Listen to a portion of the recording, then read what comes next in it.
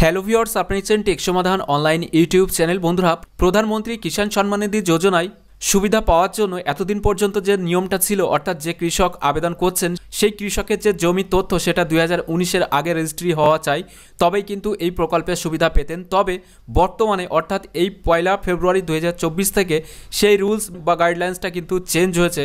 সেটা লাইভ প্রমাণ আপনাকে দেখাবো। প্রথমত আমরা প্রধানমন্ত্রী কিষাণ সম্মান নিধি যোজনার যে অফিসিয়াল নোটিফিকেশন বা গাইডলাইন্সটা আছে সেটা FAQ এখানে ক্লিক করে আপনারা ডাউনলোড করে নিতে পারবেন। এরপরে দেখতে পারবেন এখানে কিন্তু 12 নম্বরে একটা কলমে এখানে বলা হয়েছে যে ঠিক কারা এই প্রকল্পের জন্য আবেদন করতে পারবেন বা কত সালের আগে আপনার জমিটা রেজিস্ট্রি হতে হবে। তো এখানে যেটা বলা হচ্ছে যে 2019-এর আগে যাদের জমি রেজিস্ট্রি হয়ে আছে বা মিউটেশন আছে বা পর্চায় আছে তারাই কিন্তু এই প্রকল্পের জন্য যোগ্য। এর পরবর্তী 5 বছরে কোনো রকম কিন্তু চেঞ্জ বা কোনো সুযোগ কিন্তু কনসিডার্ড বা বিবেচনা করা হবে না।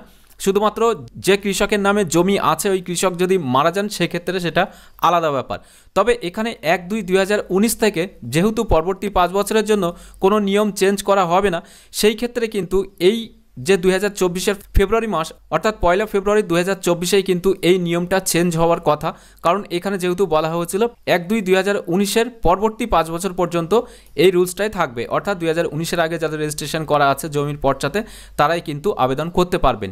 এছাড়াও আরও একটা লাইভ প্রুফ আপনাদেরকে দেখাবো, সেটা হলো এই এখন থেকে কিন্তু 2019-এর যে সমস্ত পর্চা আছে তারাও কিন্তু এই প্রকল্পের জন্য আবেদন করতে পারবেন বা এই সুবিধাটাও পাবেন।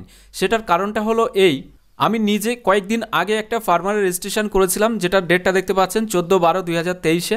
এখানে কিন্তু রিজন ফর রিজেকশন দেখানো হয়েছে যে as per SOP of PM Kisan scheme you will be eligible after 01/02/2024 because your name enters into land record after 1 February 2019। তো এটার কারণ হলো এই, আমি যে কৃষকের এই PM কিষাণটা আবেদন করেছিলাম সেই কৃষকের কিন্তু 3রা মার্চ 2023-এ জমি রেজিস্ট্রি হয়েছে বা পর্চায় কিন্তু সেই ডেটটাই আছে, যার কারণে কিন্তু এখানে রিজেক্ট করে দেওয়া হয়েছে।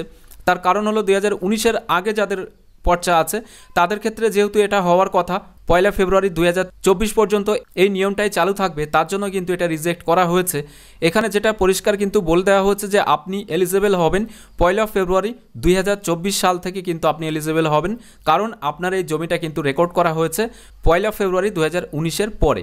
সুতরাং আপনারা এই যে স্ট্যাটাস এটার আপডেট দেখেও কিন্তু পরিষ্কার স্পষ্ট ক্লিয়ার বুঝতে পারবেন যে এখনও পর্যন্ত এই সমস্ত কৃষকদের কিন্তু রিজেক্ট করা হয়েছে। তার একটাই কারণ, যাদের জমি রেকর্ড হয়েছে 1 ফেব্রুয়ারি 2019-এর পরে শুধুমাত্র তাদেরগুলো রিজেক্ট করা হয়েছে।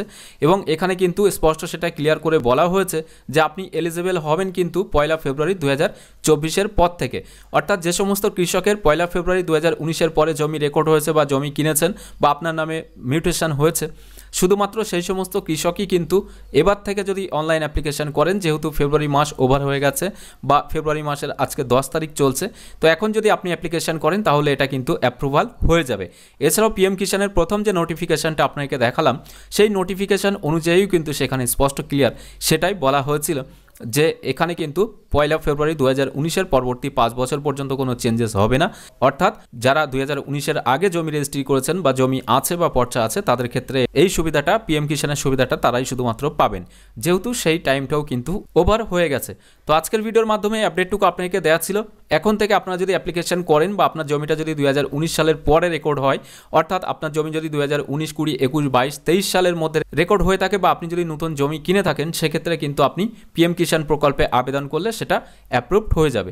তো আজকের ভিডিওর আপডেটটি এই ছোট্ট একটি আপডেট আপনাকে দেওয়া ছিল। যদি ভিডিওটি ভালো লাগে তাহলে অবশ্যই একটি লাইক করে দেবেন এবং বেশি বেশি করে শেয়ার করবেন সকলের সাথে, যাতে সবাই এই বিষয়টি জানতে পারে। এছাড়াও এখনকার এই ভিডিওটি প্রথম থেকে শেষ পর্যন্ত দেখার জন্য আপনাকে জানাই অসংখ্য অসংখ্য ধন্যবাদ।